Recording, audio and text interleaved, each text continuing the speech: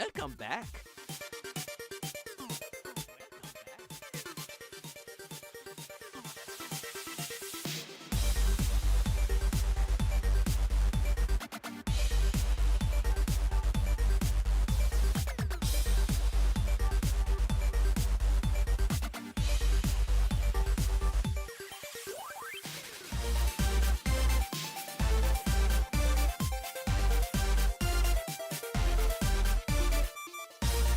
Welcome back.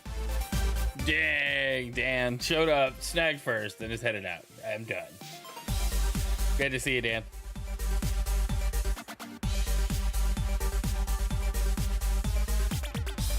I finished my whole cup of coffee fighting internet problems this morning, so I don't have any coffee for today's stream. Kind of a bummer.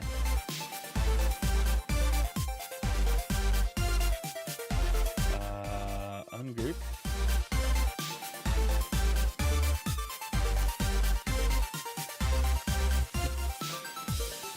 Feel that bass.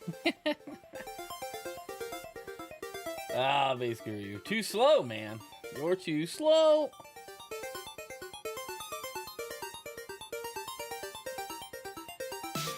The tides are turning. Yeah, pure luck. I'm gonna be looking at my phone. That's perfect. Now he needs some competition. He needs a little humbling.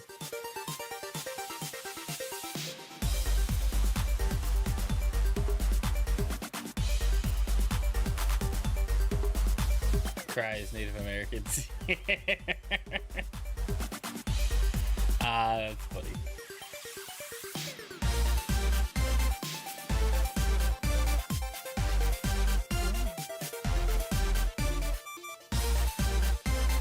Sips English tea, looking down in disgust. The American came second.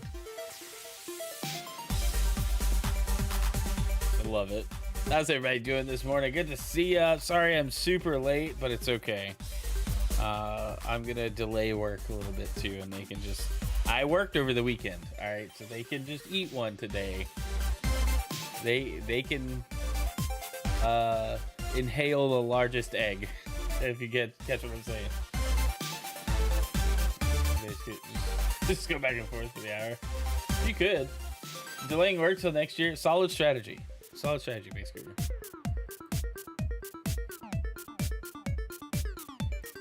I had to do work this weekend, and I didn't sign up for that. That's just trash boat. It's a whole boat of trash. Not back until second. Oh my gosh, I'm so jelly of you guys. Maybe I should have taken off, but that's not the case. I did not. I don't know. Welcome back. Yo, Will, seasonings greetings. Put some Tony Chacheri on that greeting. All right, good to see everybody this morning. How's it going? All right. Yeah, I guess everything's good to go. I'm already late enough as it is. So, it's that time. Well, you got game news to game news. All right. Well, that should be good. I don't know how well this is going to work, but we're going to try it. All right, guys, welcome back. We got game news to talk about, and I realize this music is way too intense. Let's grab a different playlist. Where is the synthwave one? That's what we go with. Much better. There we go. All right. Well, how's everybody doing this morning? Welcome back to the Game News Show. We got quite a bit to talk about. AI has just been dominating, it seems like, every episode of the Game News, so we should have some interesting discussions today. It's gonna be a big one. Apparently a game lost an award because they used AI, and it was found out that they used AI. We're gonna dive into it. We're gonna learn everything we can about it, but let's start with, as we wind down the year, some bad news, because, you know, it's that time of year. Switch 2's Mario Kart World Bundle has been eventually reached the end of its life cycle. Apparently, the Switch 2 after the new year will not come with Mario Kart World or any game, for that matter. From what I understand, If you've got your eyes on the Switch 2 Mario Kart World Bundle, you might want to get it sooner rather than later, as it's not going to be around forever. Following a reminder from Nintendo earlier this month that it's still only available in limited quantities, a GameStop memo has supposedly been issued that notes how this deal has now reached the end of its life cycle. Since then, GameStop has also shared a social media message mentioning once again that the bundle will no longer be produced. So it's from Nintendo. This is the post. And the screenshot says this bundle SKU has now reached the end of life cycle and additional units will no longer be produced. While still available, this bundle should be recommended to customers as a great value, offering an additional value of $29.99 versus purchasing the game and console separately. Future replenishment of Switch 2 will be the base console. So kind of odd. Nintendo's previously mentioned how this bundle would be a limited time production through fall 25 and was available while supplies last. It was priced at $499.99 and was recently on sale in the US. I didn't know it was limited. I'm going to just say I did not see the communications that it was limited. I feel like a lot of people feel that same way. I was not aware that this is going to not be like the standard going forward. So, I mean, it's kind of a bummer.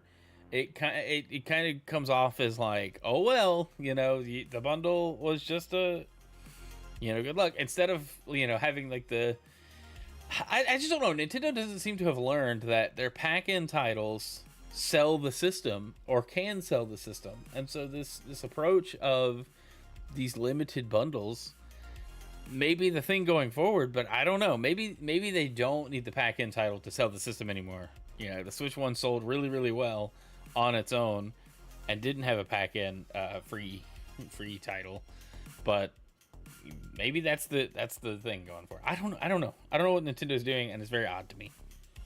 But let's move on. Hopefully there's some better news today. Paramount, we were talking about Paramount and Netflix Netflix and Paramount fighting over Warner Brothers. Paramount sweetens its offer for Warner Brothers, including massive guarantee from Larry Ellison. Despite Netflix announcing a deal with Warner Brothers Discovery to acquire the media and entertainment behemoth, Paramount has not given up on its own attempt to acquire the company by going directly to shareholders. Now Paramount has announced that it has further sweetened its proposal in a bid to make a deal. Paramount, which is run by David Ellison, has offered an irrevocable personal guarantee from his father, billionaire Oracle founder Larry Ellison, of $40.4 billion. Additionally, Paramount announced that it would increase and match Netflix's fee of $5.8 billion to be paid to Warner Brothers Discovery if the deal gets struck down in the regulatory process. Paramount's previous breakup fee was $5 billion. What's more, Paramount said its revised proposal includes further improved flexibility to Warner Brothers Discovery on debt refinancing transactions, representations, and interim operating covenants. That all sounds like a lot of words. The updated offer also includes the publishing of records that show the Ellison Family Trust owns 1.16 billion shares of Oracle stock, which is an attempt to show Warner Brothers Discovery shareholders that the Ellisons can indeed finance their $40.4 billion of the proposed $108 billion all-cash offer. And as announced previously, Paramount is offering $30 per share for the entirety of Warner Brothers Discovery, compared to $27.75 from Netflix, for a total of $82.7 billion for select pieces of the group, including its film, TV, and gaming divisions. In light of the new deal proposal, Paramount said it is extending the expiration date of its offer to January 21st, 26. WBD urged its shareholders to reject Paramount's earlier bid, but it remains to be seen if the stance will hold for this newer offer. Netflix has said its deal offers more choice and greater value for customers, and that it will strengthen the entertainment industry overall. That's what they all say.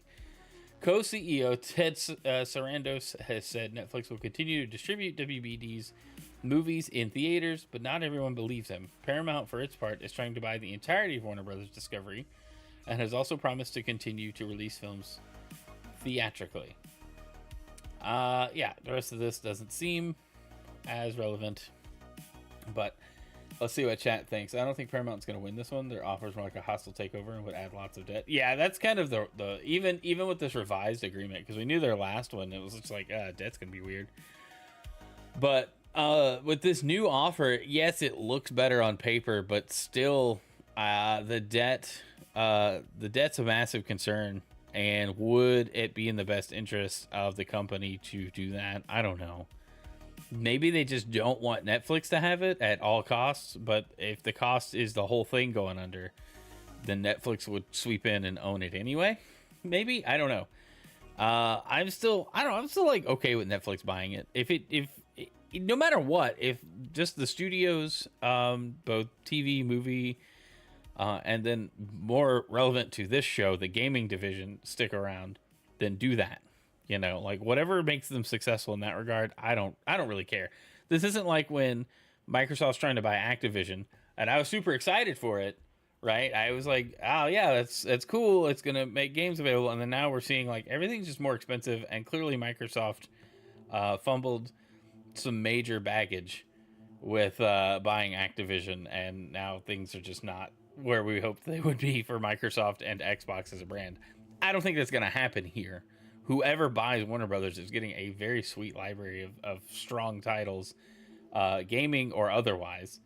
You know, massive movie IPs. DC is in that mix. Like, there's so much that they can do with, and so much that's being developed right now in Warner Brothers Studios that they could really, like, whoever comes out on top in this bidding war is going to be pretty successful. If they don't, again, it's all down to leadership and how they approach it. But I just don't want the companies to go under, right? Like, I don't want to see a loss in choice, or a loss in, like, you know, competition, because it gets worse every time somebody consolidates down. It just gets worse and worse.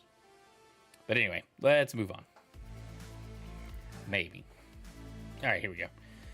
Speaking of Microsoft and fumbling bags, Microsoft debunks that it sets a 30% profit margin goal for Xbox games. We reported on this earlier. We talked about this earlier in the year as one of the reasons that Game Pass went up and Call of Duty's more expensive and all the other things that have been going on with Microsoft lately was because there was a 30% profit margin goal set for the Xbox division and everything they put out. So apparently they debunked that, but let's read and find out what happened. Microsoft has debunked past claims that it has told its gaming division that Xbox that it must target a 30% profit margin. The debunking came as part of a new CNBC report that spoke with Microsoft about multiple issues and reports the company has seen over the past year. CNBC acknowledges that a Bloomberg report said Microsoft has set its gaming division with the ambitious goal of achieving a 30% profit margin, which has led to layoffs and canceled projects. According to Bloomberg, the target was set by Microsoft Chief Financial Officer Amy Hood, who said that the 30% target was accountability margins across the company, including Xbox. The report was subsequently backed up by other industry figures who said that they had heard similar news of the ambitious targets. The 30% is much higher than the industry standard, which averages 17 to 22%. In response to the rumor, Microsoft reportedly told CNBC that while the company does set ambitious goals, the reported 30% profit margin target was incorrect. Xbox has had a tough year, with thousands of jobs impacted and several projects canceled, including the initiatives Perfect Dark, Rare's Everwild, and ZeniMax's MMO, under the codename Blackbird. Last week, it was announced Xbox would not be having the Xbox Wrap this year due to budget constraints, which we'll talk about that later. Well, thanks for the alert. It's currently unclear whether Bloomberg will redact or offer more insight into Microsoft's ambitious goals, but we should get more information. Should we get more information, we'll update this article. What? Did they just deny it? Is that all this article says? It just says it was incorrect. That's it. Okay, but like nothing? 30% is much higher than industry standard, which we knew. They're just like, nuh-uh. Yeah, okay, Microsoft. Everyone believes you. No, get out of here with that. No one believes this. That's junk. All right, well, there's nothing here, so let's move on. All right, but speaking of Xbox, Halo Studios plans to remake the original trilogy. It is claimed, this is from Insider Gaming, a new claim states that Halo Studios plans to remake the original trilogy. A couple months ago, there was a leak about Halo Studios remaking the campaigns for Halo 2 and 3, with a mainline Halo 7 in development that will feature multiplayer. Now another insider has reiterated these leaks, along with some additional details. The latest bit of information on the Halo Trilogy remakes come through a new video by Rebs Gaming on YouTube. He first talks about the post by Halo Leaks, which had mentioned Halo 2 and 3 getting full campaign remakes. Rebs then discusses Dan Niadi, don't know, joining Halo Studios as the lead game designer on a new project, which turned out to be the Halo CE remake. Dan has also seemingly teased that the trilogy is being remade in his LinkedIn post, which reads, "Doing a game direction on a Halo experience, giving the Covenant back their bomb. However, this is just speculation." Rebs then points at another source that has mentioned Halo Trilogy remakes, which is Technical Halo on X. Rebs talks about their post from 2024, which states that Halo Studios decided to resell the entire series, then porting the Master Chief Collection to PlayStation for a higher potential revenue. And the plan was to remake Halo CE to Halo 3. Additionally, the leaker also stated that Halo 2 and 3 remakes will launch from the same game. Rebs also did some digging of his own on the Halo Trilogy remake. I guess that makes sense. Hold on, before we read on. Halo 2 and 3 were supposed to be, Halo 2 was supposed to be longer, and a lot of what was in Halo 3 was originally part of Halo 2. And since, they take place one right after the other, it would be a better experience if you just flowed into the next game as opposed to rolling credits and then waiting for the third one, which we already know the story to. Hopefully they don't spend a lot of time retconning stuff and changing story details in these remakes, but maybe cleaning up a few things would be cool. I don't know. Or Claire also did some digging of his own on the Halo Trilogy remake. He first spoke to a former Halo Studios dev who revealed that the studio is indeed remaking the original games, but didn't share more details due to an NDA. I feel like that is part of the NDA, though. Another source confirmed the remakes, along with the reason why Halo Studios is remaking games rather than creating new experiences. The source stated that Microsoft and Halo Studios want to ensure Halo's new era doesn't fail, so they're playing it safe and avoiding risks. The teams want to avoid making another Halo game from OG fans. Hence, they're playing it safe by remaking the original games, as they can't afford to fail again. Well, that's very true. And the original Halo games were so successful that many fans still play them. Rebs added that this statement doesn't mean developers aren't working on a new Halo project. There are different teams in the studio, with some working only on campaign remakes and others on the multiplayer project.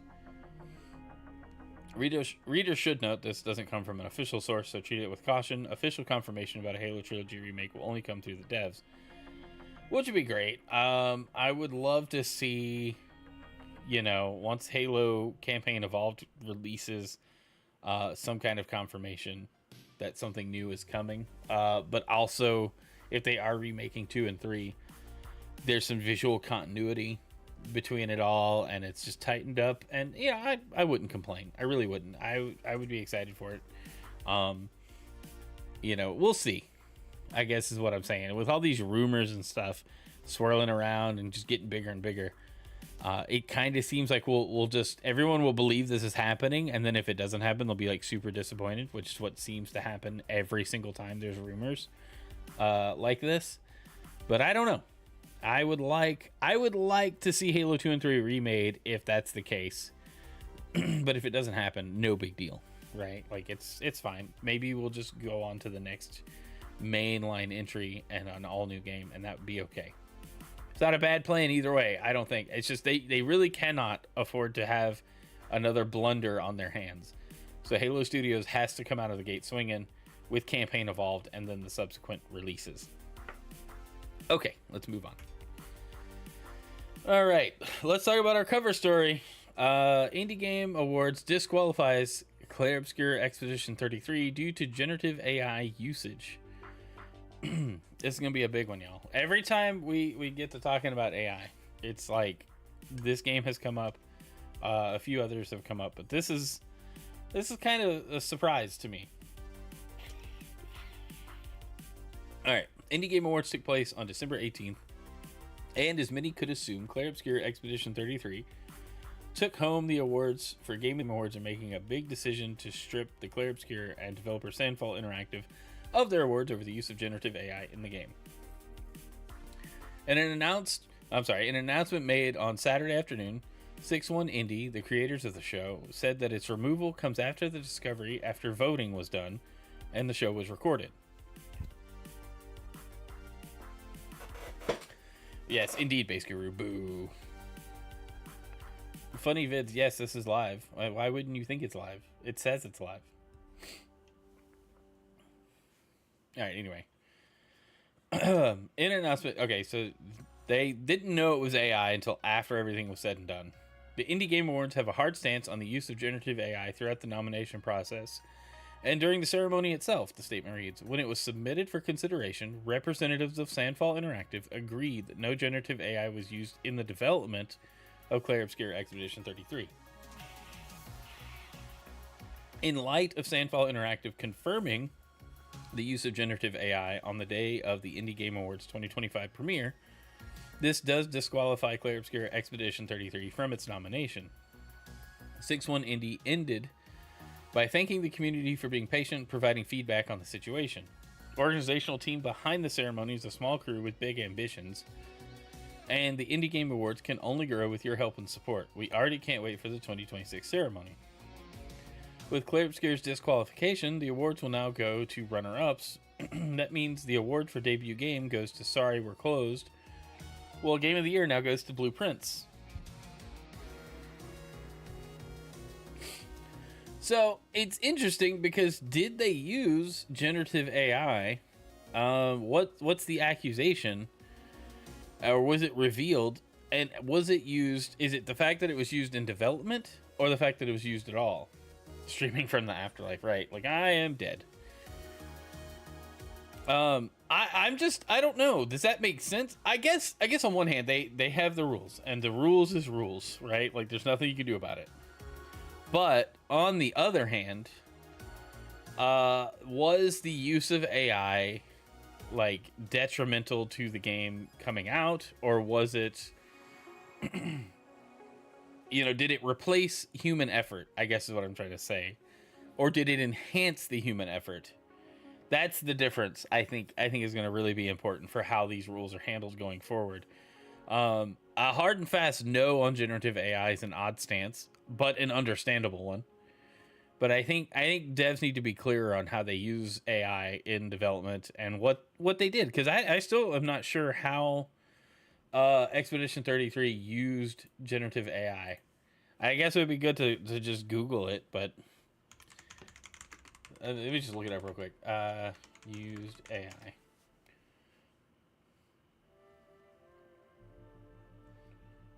Let's see. I'm pulling it up to see if it's anything worth. Someone on Twitter who's not verified, I don't know who they are. It says, excellent, the AI generated textures in Clair Obscur were indeed placeholders and were replaced with custom assets. The other AI generated poster that was present in the starting area was also removed. Well, I guess that's fair. That was back in April. So it was there, and then it wasn't. It was taken out, is what it sounds like. What's up, Big Country? Welcome to the stream. But I don't know. Is it fair that they rescinded the award, but all they really needed to do, and maybe let's look at the statement. The Sandfall Interactive agreed that no generative AI was used in the development of Clair Obscur Expedition 33, but we have evidence that generative AI was used. Sandfall Interactive confirmed the use of Gen AI on the day of the premiere. Yeah, all right. I mean, that's their rules. Maybe it's not weird. It kind of sucks. Why lie about it? Why misspeak about it if that's what they did? But eventually, I guess it all just comes down to that they told a lie. They did use generative AI, and that's against the Indie Game Awards rules, and so it is what it is. Still a bummer that AI use cost them an award, but I mean, they still swept the Game Awards as the big show, But this is what we're going to start seeing going forward, though. This kind of stuff, and then, the next couple of stories we have.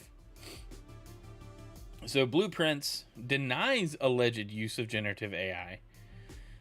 Blueprints, as publisher, has spoken out against sudden allegations of using generative AI in the title. The news comes after Clair Obscur Expedition 33 had its wins at the Indie Game Awards revoked due to using AI generated elements. Generative AI usage in video games has been a hot topic for some time. Just recently, Larian Studios admitted to using generative AI for pre-production purposes, and many were displeased with the Baldur's Gate 3 developer. The conversation on whether it's ethical or not has been a huge debate. So it only went bigger when the Indie Game Awards revoked Expedition 33 of its wins for Best Independent Game and Best Debut Indie Game. The winner of Best Independent Game then became Blueprints, a puzzle roguelike, and one of 2025 best reviewed titles, which is fantastic. I didn't beat it, but I loved it. I had it on Game Pass, and I really got into it. However, allegations of Doggy Bomb, the creator, using generative AI and Blueprints appeared out of nowhere. It went big when The Escapist called out the company in a since-edited article. Now the publisher and developer have spoken up about the allegations. For people that need confirmation, there is no AI used in Blueprints. The game was built and crafted with full human instinct by Tonda Ross at Doggy Bomb and his team. It is the result of 8 years of development fueled by imagination and creativity. And it goes on. Okay. Here's the whole thing. It's fueled by imagination and creativity, and we're extremely proud of what Tonda has achieved. With the Indie Game Awards, the criteria was that no game would use AI, and developers had to verify it in order to be considered. The allegations of Blueprints using it were baseless, as the article had no evidence to back it up. The crackdown on AI usage in games will likely be ever present come 2026. Whatever the case, it's a shame one of 2025's best titles had to deal with the allegations, especially after a big win. And this is what we're going to start seeing, is people are going to make up stuff, and so then the reaction's going to be, oh, well, you know, bandwagon time to hate it, and everybody's going to complain all at the same time. It's going to be like, this isn't fair because one studio did and one studio didn't. You know, now everybody's going to be accused. Everything's going to look like AI, and everything's going to be subjected to this level of scrutiny that's just going to cause smaller studios to either not use AI tools at all for fear of being canceled, and set themselves behind, while other studios will lean into it and just skyrocket forward because the tools are accelerating development time, and different phases of development are going to be easier using generative AI. Now, I still hope that a lot of these game studios stick to the mindset that final product is all human effort. You know, the generative AI is used for ideation and planning and some coding, you know, base level coding, boilerplate stuff. Do this thing, give me the, you know, transform this for me because I don't want to do it by hand. That kind of situation. That's how it should be done. AI should be used to help proofread scripts for games and make sure, you know, continuity exists across large projects. You know, if you're trying to tell like a big narrative game, like that kind of stuff is perfect for AI. However, I think there's going to be your indie studios that could really benefit from using AI that will run away from it entirely because of stuff like this. They're having to defend themselves against some baseless accusation because some goober on the internet went, oh, that looks like AI, or I just don't like that, so I'm going to accuse it of using AI because the thing I like didn't get an award or whatever. And it's like, stop it. Stop believing idiots on the internet, please. As an idiot on the internet, please stop believing anyone on the internet without checking into it yourself. But that's crazy. Like it got big enough that the publisher had to issue a statement. And so, again, we've talked about accusations like this because they keep cropping up. Now we also have Battlefield 6 in the mix for this as well.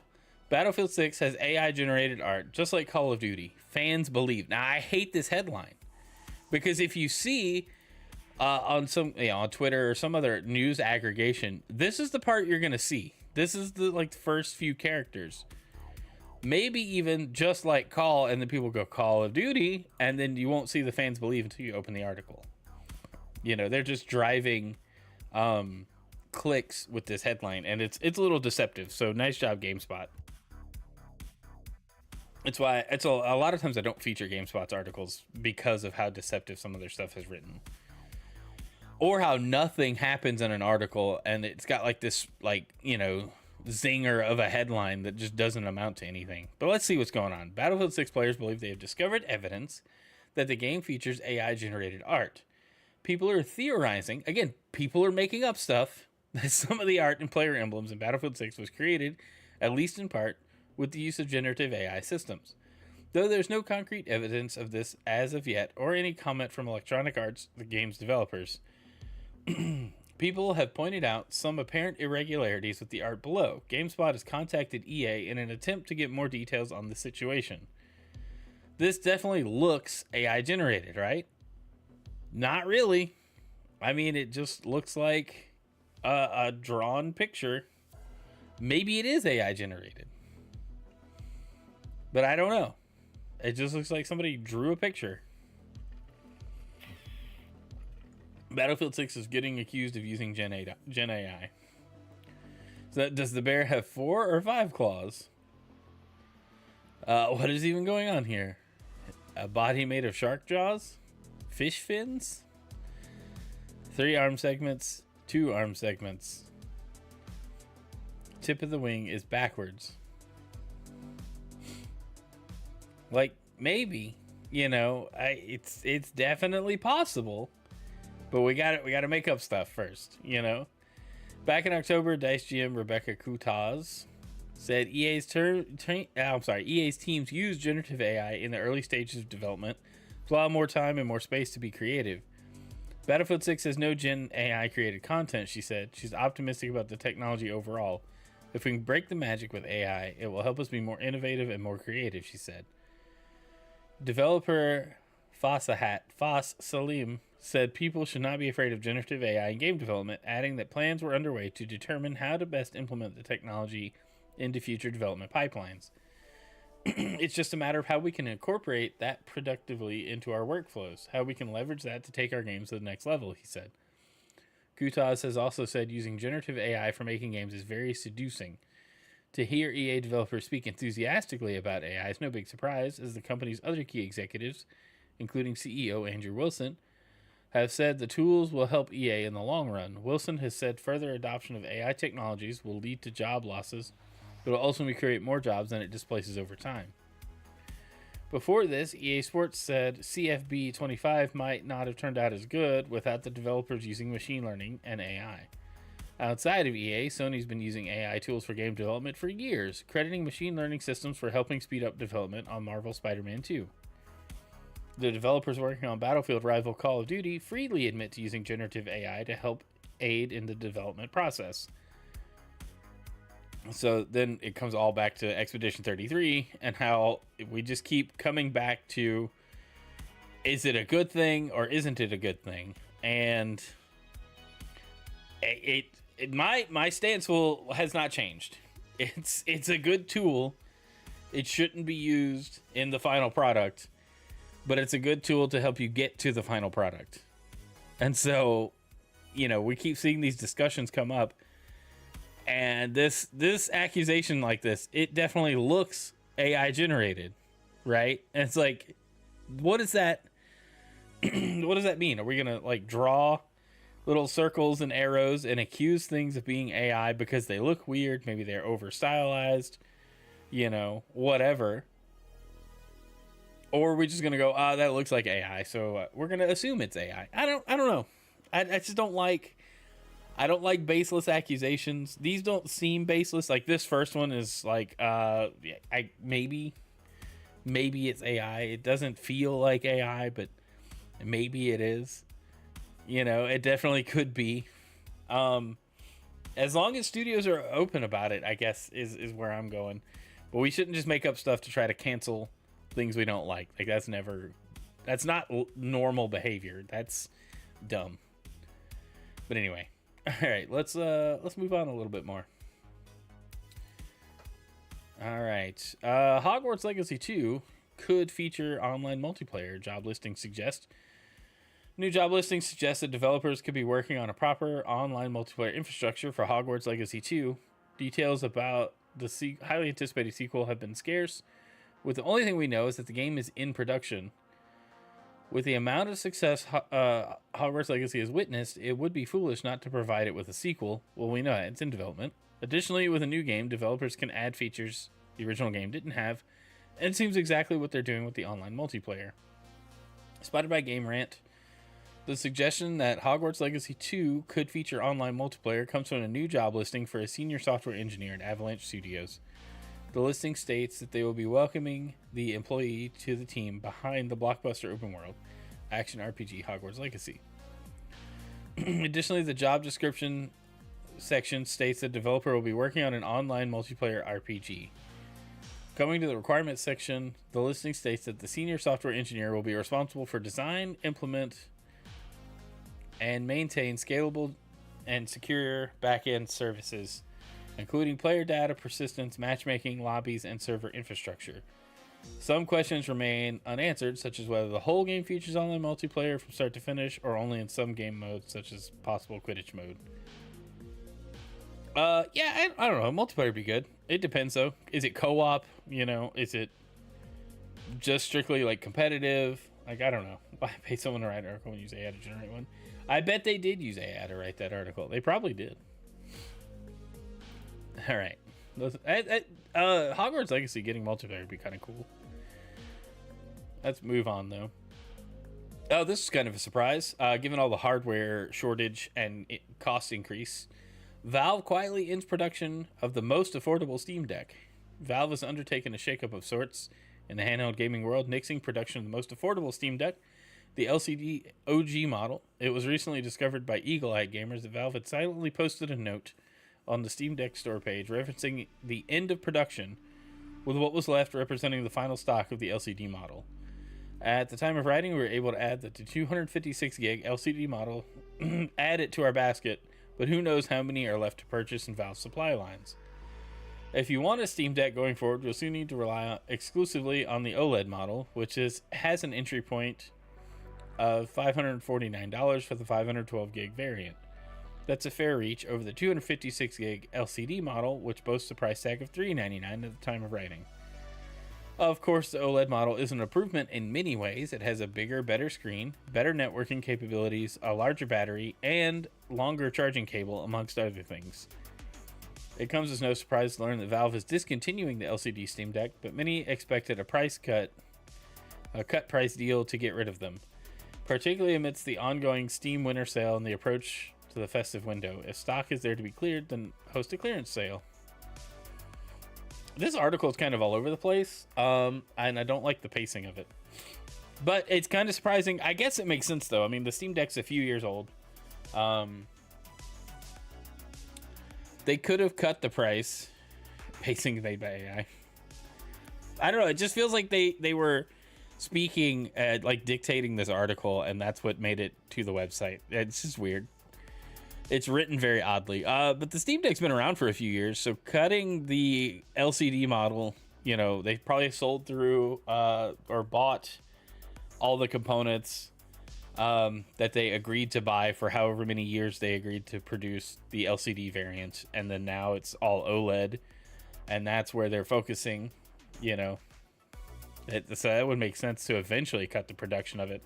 Also, with the Steam machines right around the corner next year, it would make sense to ease up on paying for, something you have two versions of when you have new hardware coming out that you also want to focus on.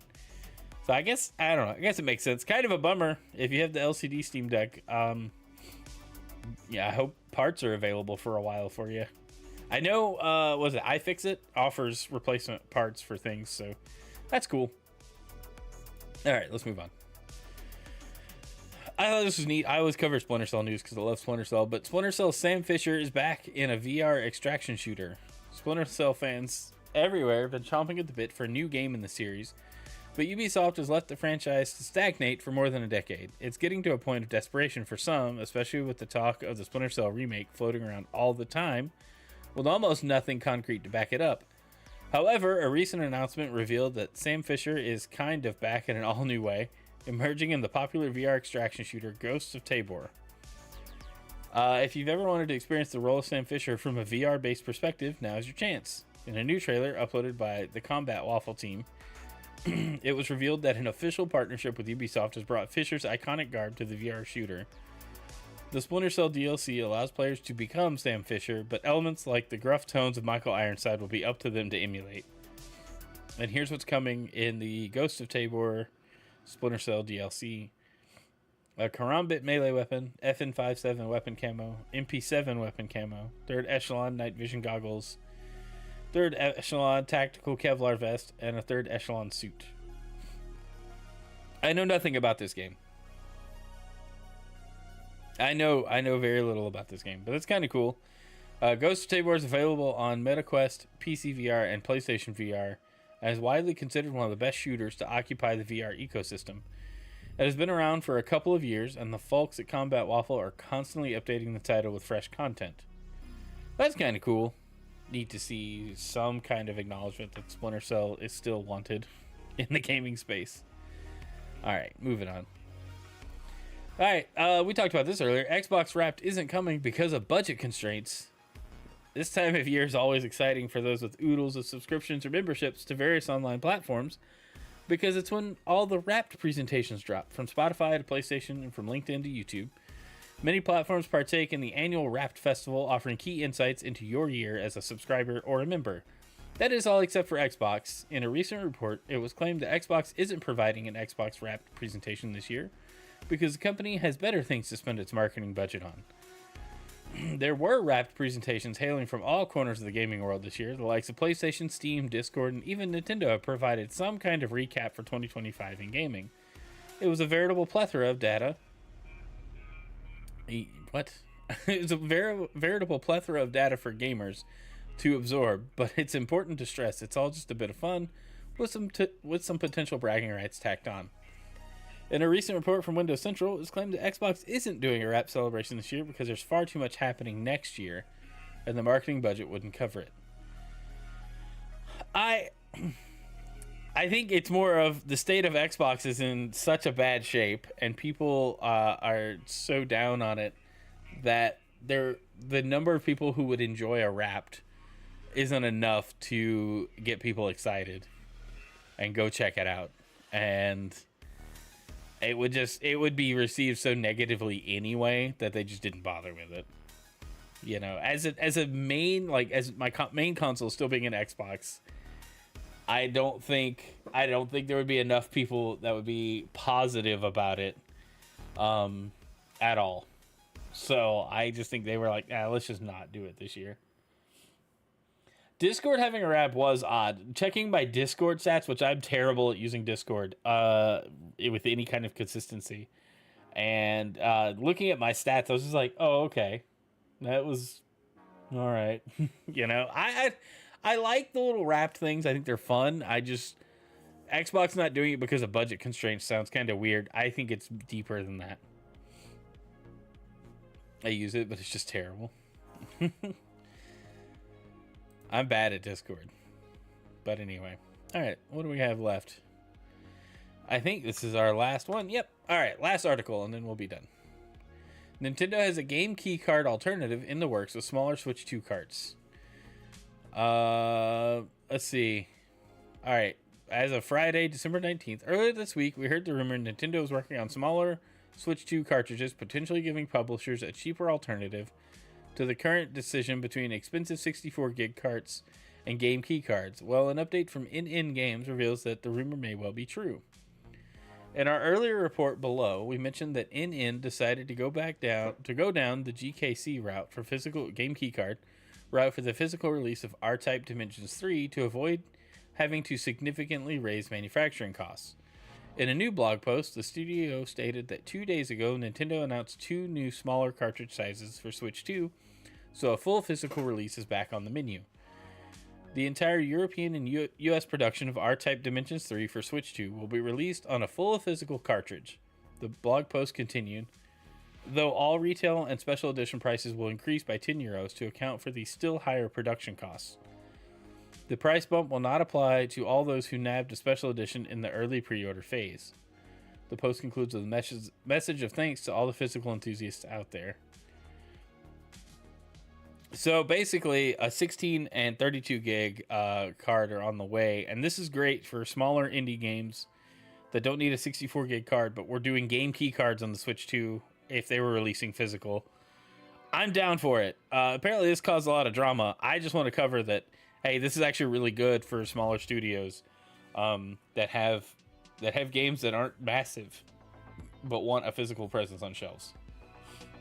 Like, I think that's awesome. But that does it for today's game news. That's where I'm leaving it. So anyway, yeah, fun times. AI is just dominating the news cycle for us. And I think for a lot of people, like, that's not me exclusively. I've had fun covering these articles. But my stance has not changed on AI. It's a good tool, and it can be used responsibly and should be used responsibly, like anything out there in the world. So I wouldn't fret. I'm not against it. I just don't want it to take over jobs, which it will. I mean, to me, that's inevitable. I just don't want it to happen. But yeah, that's where I'm leaving it. You guys have a great day. I'm gonna go to work now, and let's find, I guess, somebody to raid on Twitch.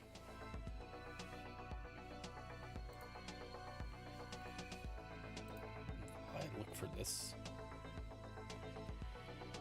Who is it? Who are we sending it to?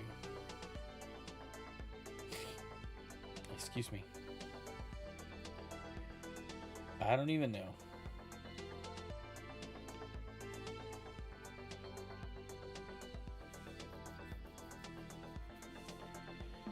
All right, let's send it here.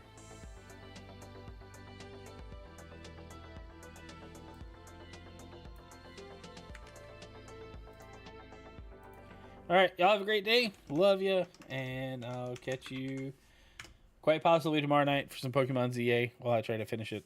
And that's where we'll leave it. So see y'all later.